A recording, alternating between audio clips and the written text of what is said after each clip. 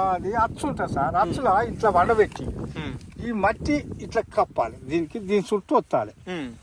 ఒత్తిగా అదే పెరిగిపోద్ది. ఇది ఈడికి ఇరిచేసి నాటు పెట్టినా ఏరు వస్తుంది. దీనికి ఏరు వస్తుంది సార్. దీనికి ఏరు లేకున్నా ఏరు వస్తుంది. అంటే ఈ మొదటి భాగం అన్నది ఉండాలి, ఏరు భాగం అన్నది ఉంటే అది ఏరు వస్తుంది.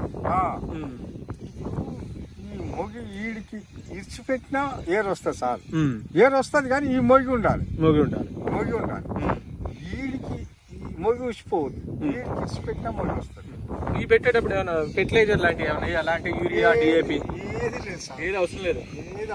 మొగలే కావాలంటే పెంట బాగా అంతే. కోడి పెంట, పసల పెంట బాగా పోసి పెద్దనాగా అండేసి మంచిగా దున్ని చేయాలి సార్. అంటే భూమిని మంచిగా సదం చేసుకోవాలి. మంచిగా సదం చేసి బాగా మంచిగా చేసి పెట్టాలి. బుచ్చిరావులు గారు, మీరు ఇది